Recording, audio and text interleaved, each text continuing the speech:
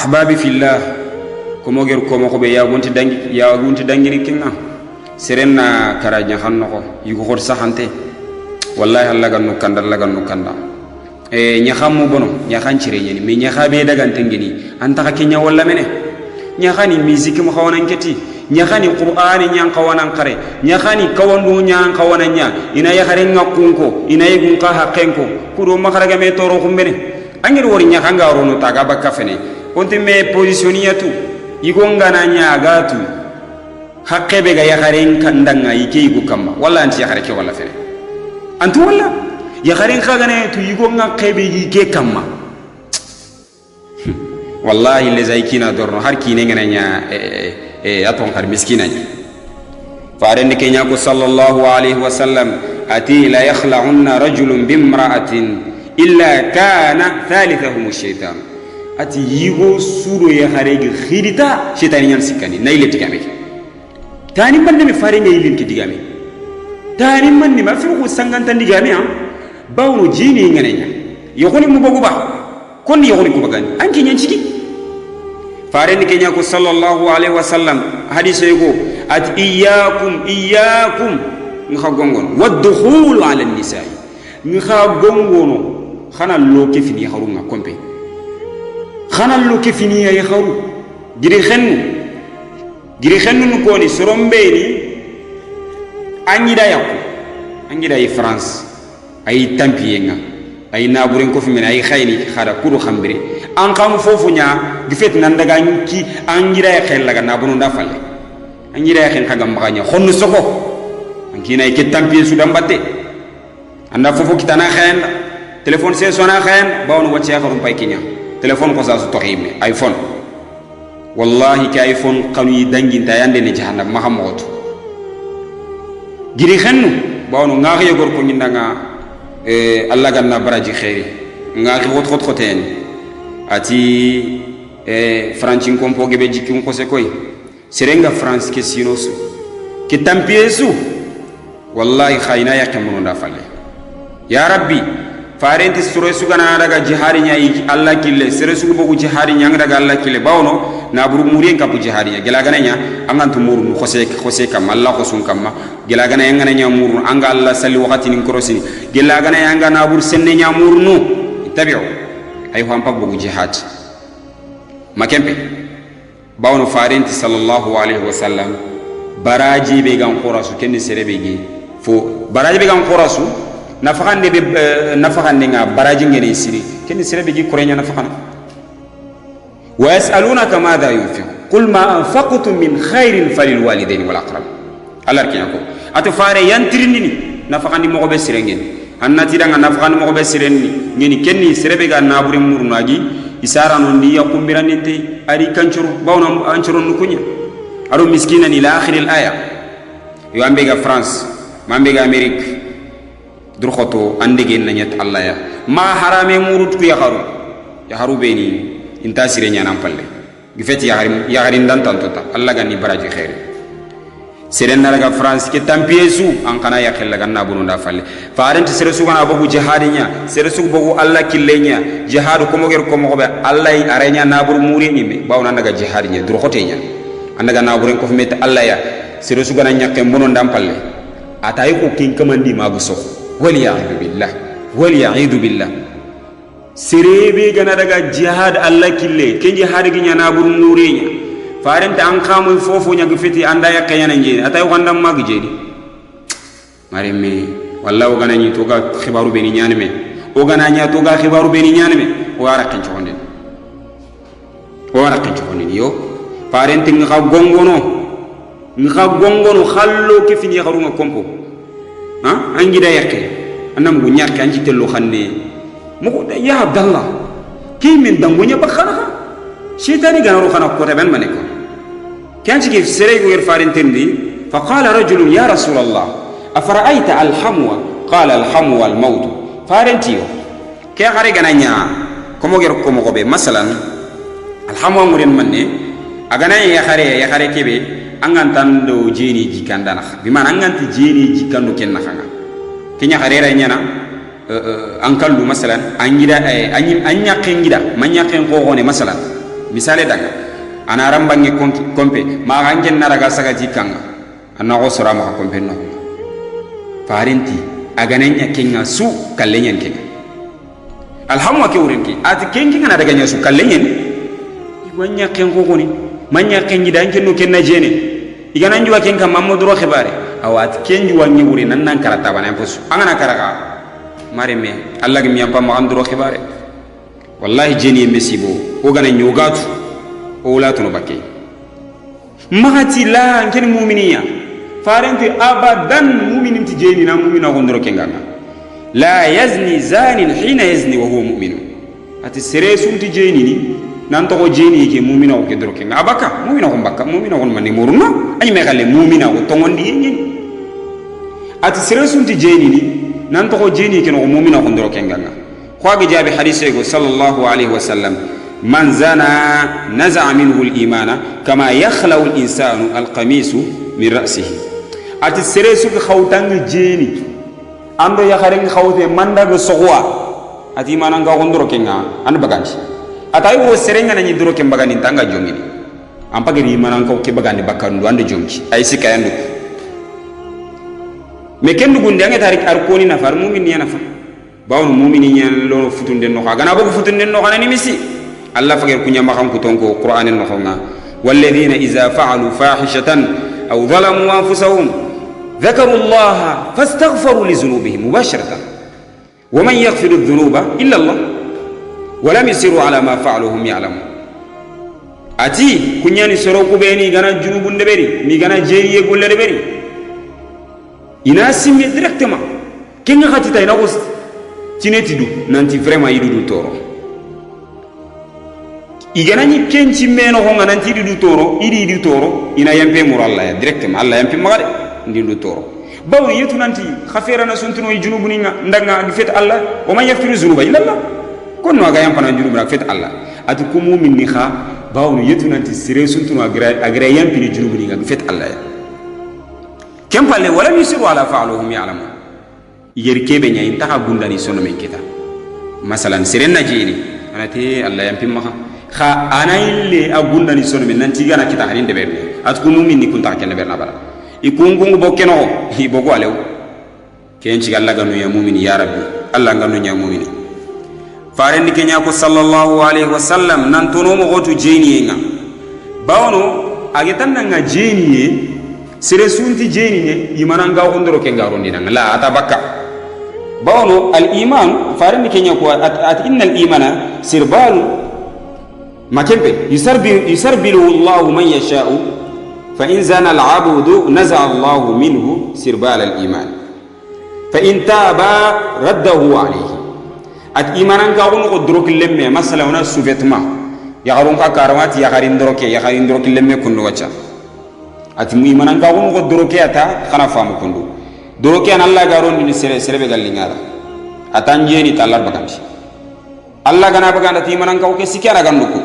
antu bita ana imananga ko sagana yo hawre feti anna tubi wacha lille anaraga jeni manna tubi anna jeni wuro aruta jeni palanna tubi ane wuro kanna ile tele jeni yo anke to koni munafiqina bawno anki nya to kon innal ladina kafaru أو إن الذين آمنوا ثم كفروا ثم آمنوا ثم كفروا ثم ازدادوا كفرا إلى آخر الآية أنا رو سلامه أنا بوك سلامه أنا رو سلامه أنا بوك سلامه أنا إلي رو سلامه أنا إلي بوك سلامه الله تكيمو وانا كنو كنغ الحالان بميتا مغانيا كافر دو كان تيجي دغامل لغيراتي لم يكن الله ليغفر لهم ولا ليهديهم سبيلا باو غانا كافر اكوني جيني في السلام اقول جيني لانتي السلام اقول silama kun to gonni fo gen fo sirinya ga sebetu sunnan no silama ko nyen kenga makempe imetan naraga me ko banya kenda inati silama ko golle bawo nan gol sinade be ken ko nganda de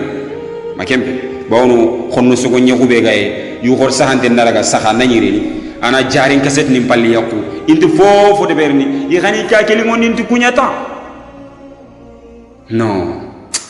Allah ga no famu dia Allah ga no famu mare majiro do mon ci felenki malelle kha wallahi ay kho diga mun takharni dalla ona mu nyimeda fare ni kiya ko sallallahu alaihi wasallam ay le fero sikki khajatene nanti la yukallimuhu Allahu yawma al-qiyamati wala yanzuruhum aw wala yanzuru ilayhim wala yuzakkihim wa lahum azabun alim. Arjo patko ash-shaykhun zani ad sorosi kinonga la har kotanga Allah ti fayni anti sonondi na wuri anti labanin baki junubuni no ko mehin to nyangilli Allah ti fayni yangan kata burbure khani da ngamene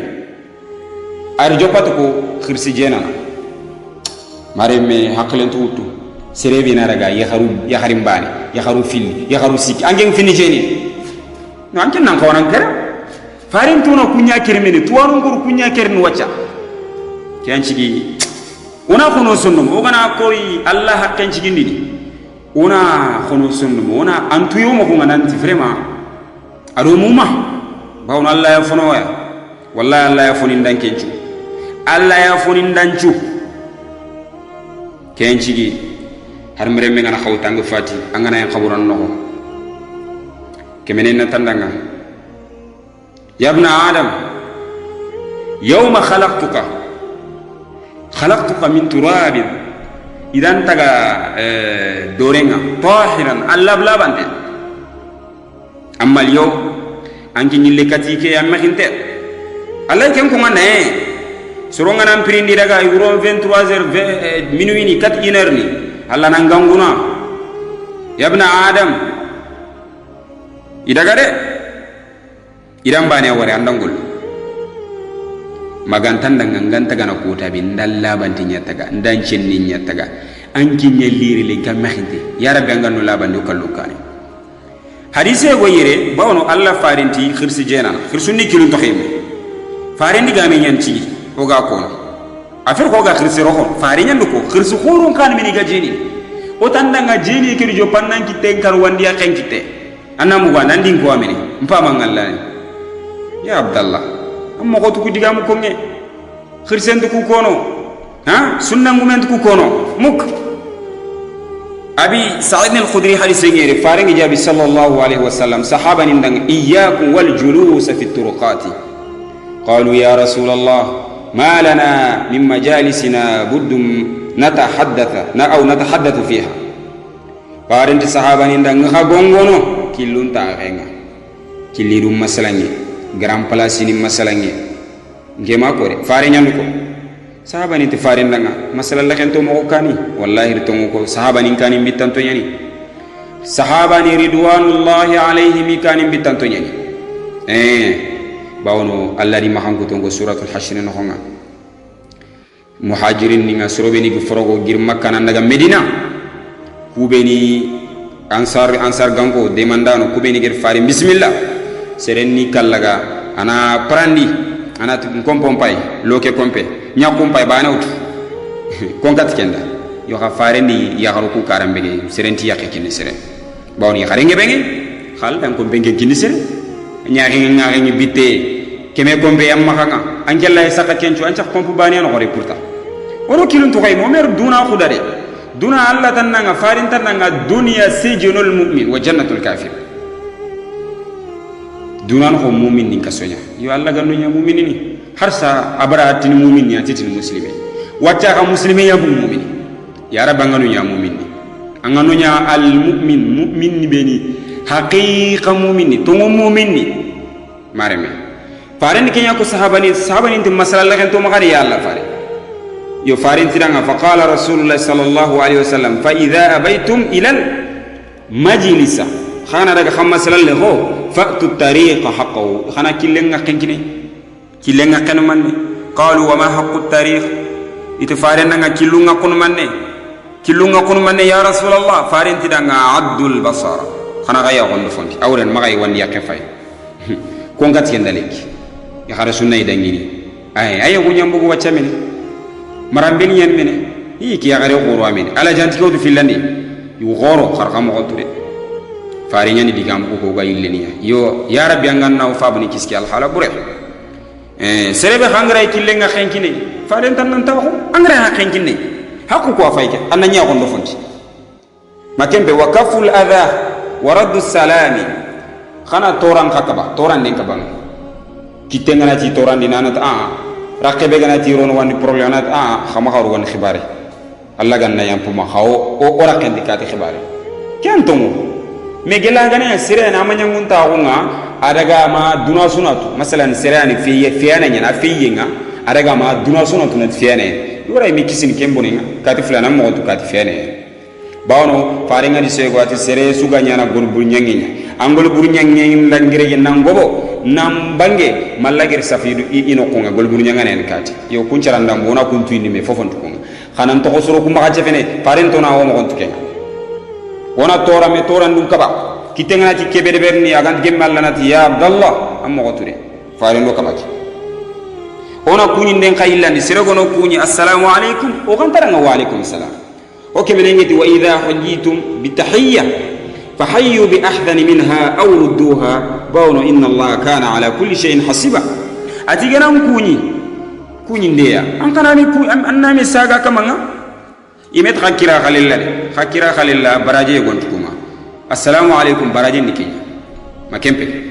ibe ganan kunyi assalamu alaikum anatara wa alaikum assalam ma khanatara wa rahmatullahi wa barakatuh anatanjike baraje kita ma ghanailatin wa maghfiratuhu wa ridwanu aro allah khafiri ndo allah dungi ana ko kifa anatanjike baraje kita allah rekenya ko bawno allah ti he ya ga ngol ndanga gol be deben iganan kunyi mo ko be ken kunyi de saga me kha sere gatin maaleykum salam fet kunyi de wa alaykum salam wa rahmatullahi wa barakatuh kan kunyi de salam ko kunyi de yo nget hakira khalilla barajenti yawre ni fare mo kharamu dikunga agero kharamu dikke bona kenko apero no soni kan kunyi de ko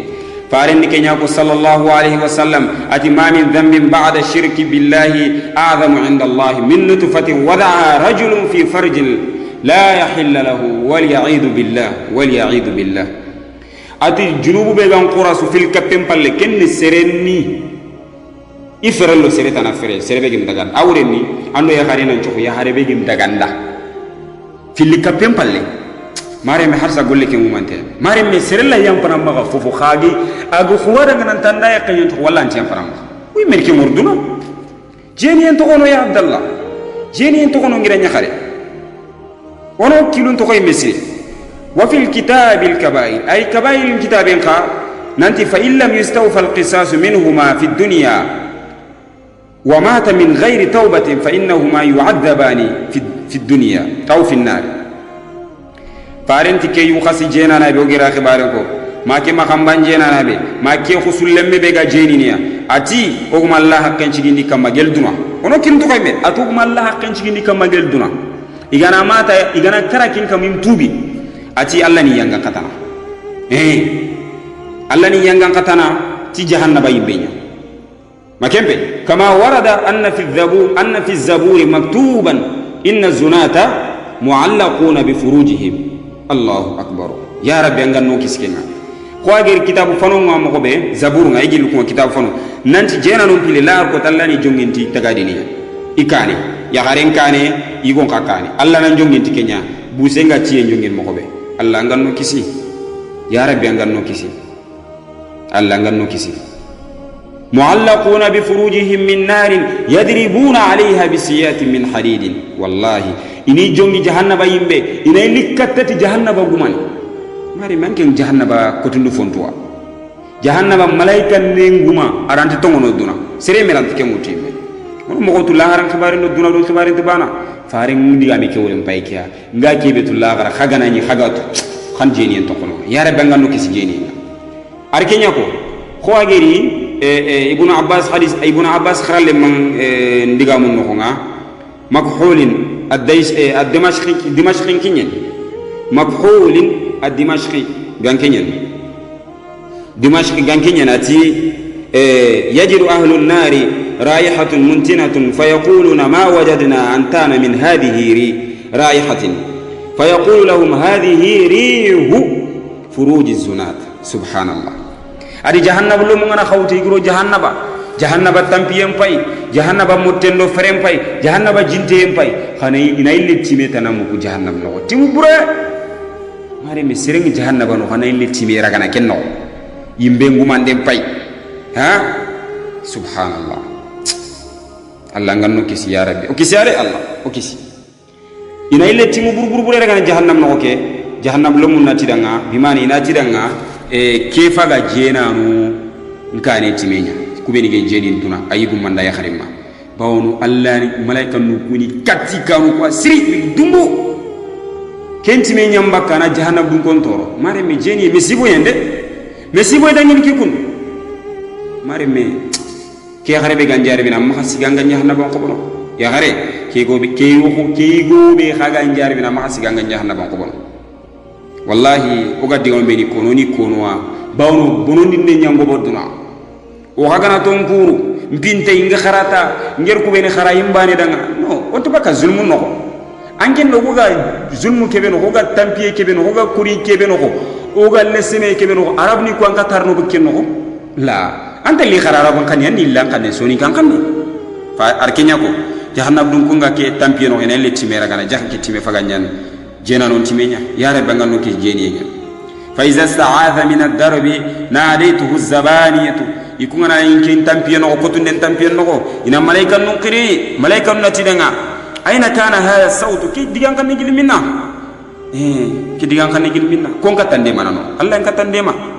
wa anta tarhaqu wa tafrahu wa tamzahu faqat fi dunya anken kan yiduna anga soyni anga regeni anga nyana bono nyangem bani kinya fagiran kini yimbe no khonga yare bangan no giranya kharun kisi anga no akhirin kisi jeni en no khonga faren ni kinya ko sallallahu alaihi wasallam nantona jeni en to khono ya rabbi ona jeni en to khono arkenya ko ati wala turaqibu allah ta'ala anyi dunange meni allah korosini anyi dunange meni allah miskinon korosini bima anyi dunange meni allah dingiran korosini afwan anyi dunange meni allah dingiron korosini bawna ngir siri suru jeni ni aga banto ni ka kawandro khonga parce que anganya anganto ni kawandro ko iga digamu beni ko ngana jeni en to khono mare me kawandin kota nambaganya barim bani kota amma ka juma amma kanya juma bani kota nga fala buduna tunanti kaniya fagal janna ya ka ardi sama kani kubeni ballu yingam pun kamu kirin yen naka Allah ta khawaidat lil muttaqin iri tawna lan kananu ya allahumma ja'alna minhu ولهذا arkinya ko atu wala tasta'ni minhu ani duna amini sahamon Allah amini yagun Allah antan nampon nan kaya nyambata kempon nan kaya ko fagedan antigi menno kita matunanti shaytane anga ajkebe kum ngir ko ngana mo be ahaju yananga ki ajbi anga funnan kaya wo ngaj Allah ha hajum panga kenyamine anga na khoru maremi anga lambe tun takati mene ha maremi fala budda una akhila kita ha tara ikhwani fala budda una akhila kita rabbuna karim Allah yinna nanyen makati ngenya buno fo ngeta kasirono قل يا عبادي الذين أسرفوا على أنفسهم لا تقنطوا من رحمة الله والله التي فارنا أناكم مسلمون دا ati ako sorondanga kubeni gi khemprande nyimeni kamay ganyana jeni ganyana bunyange khamma jikran kuti Allah ne manga Allah ni yampananya daiman wa abada Allah yampananya ni wali hada lagan haqlu shirkino giranya kharunga adu akhininga اللهم لا تدع لنا ذنبا إلا غفرته اللهم لا تدع لنا ذنبا إلا غفرته ولا هما إلا فرجته ولا كربا إلا نفسته ولا مريضا إلا شفيته ولا مبتلا إلا عافيته ولا مبتلا إلا عافيته ولا مبتلا إلا عافيته يا ربي أنجل كوبيني جاربي أنجلنا جاربي أنتوني أوديسكوف مانتونا ولا ميتا إلا رحمته ولا ميتا إلا رحمته ولا دينا إلا قضيته يا أرحم الراحمين ولا ضالا إلا هديته ولا ضالا إلا هديته اللهم اغفر لنا ذنوبنا أجمعين اللهم اغفر لنا ذنوبنا ما قدمنا وما أخرنا وما أسررنا وغير كوبيني دبيرغي وغانتيتو وغير كوبيني دبيروغي تو أنغنا يامبو مخانا وغير كوبيني دبيروغي تو غانتي كوبيني خاتو أنغنا يامبو مخا وما أسررنا وما أنت عالم به منا بون أنت المقدم وأنت المؤخر لا إله إلا أنت فاغفر لنا مغفرة من عندك إنك أنت الغفور الرحيم اللهم اصلح نياتنا وذرياتنا اللهم اصلح نياتنا وذرياتنا ربنا اصرف عنا عذاب جهنم إن عذابها كان غرابا اللهم نجنا من كل سوء ومكروه برحمتك وبفضلك وبقوتك يا أرحم الراحمين إنك على كل شيء قدير ختاما اللهم أرنا الحق حقا وارزقنا اتباعه وأرنا الباطل باطلا وارزقنا اجتنابه يا رب أنغنو كيسي جيني anganno korun korosi anganno giranya karun korosi anganno giranya karun ku hakili suru igi silama gulla gidi ga kurumba gundi igante kanna jileginda na jileginde anganno risuko fumantun kisi jeni anganno akhini kisi jeni makambanu ndammancu ya rabbi anganna funnan kaya hunci mandi anganna saranon korosi anganna hakili sire kinoya anganturi ya bunila harkota oga digamu beni kono anganti sigindo imme bawno anke ngalla yankatu fofo danga ya rabbi okuni lampunto wata wassalamu alaikum wa rahmatullahi wa barakatuhu wa maghfiratuhu wa ridwanu aidan.